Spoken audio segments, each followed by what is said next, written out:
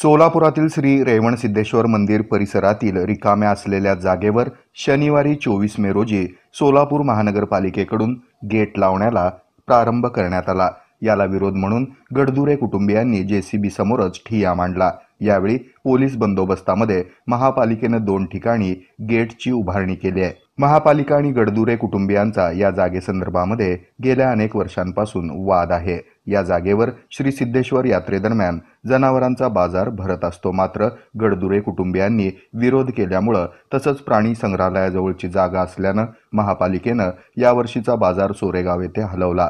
यापूर्वी महापालिकेनं पशुवैद्यकीय रुग्णालयासाठी म्हणून ही जागा ताब्यात घेण्याचा प्रयत्नही केला होता। त्यासाठी महापालिकेकडून मैदानाच्या बाजूने भिंत बांधण्यात आली। यावेळी महापालिकेला गेट लावण्याची परवानगी नसल्याचं गडदुरे कुटुंबियांकडून सांगण्यात आलं, मात्र पोलिसांच्या मदतीने गडदुरे कुटुंबियांना बाजूला करण्यात आलं। काही वेळातच गेटची उभारणी 2 ठिकाणी करून गेट लावण्यात आलं। पावसामुळे सतत या कामामध्ये व्यत्यय येत होता, तरी देखील पावसात भिजत महापालिकेचे अधिकारी पोलीस यांनी हे काम पूर्ण केलं। श्री रेवणसिद्धेश्वर मंदिर परिसरातील जागा ही महापालिकेच्या मालकीची आहे आणि त्यानुसारच महापालिकेचं पथक कारवाई करत असल्याची माहिती पालिकेचे उपायुक्त आशिष लोकरे यांनी दिली आहे। तर 1934 सालापासून आम्ही रेवणसिद्धेश्वर मंदिर परिसरातील जागेवर शेती करत आहे।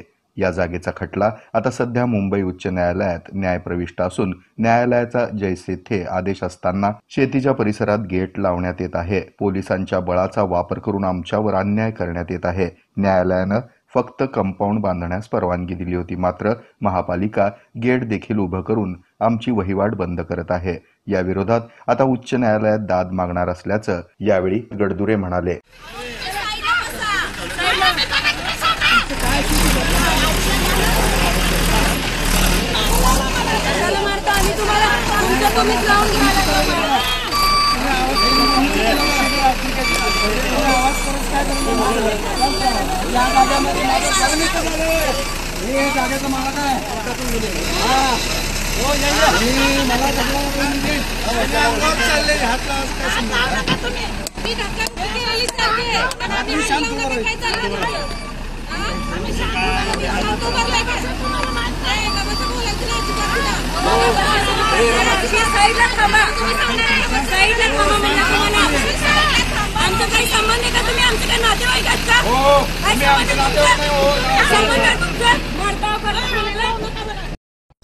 हे आहे मेट्रोकास्ट केबल नेटवर्क आणि आपण पाहत आहात द न्यूज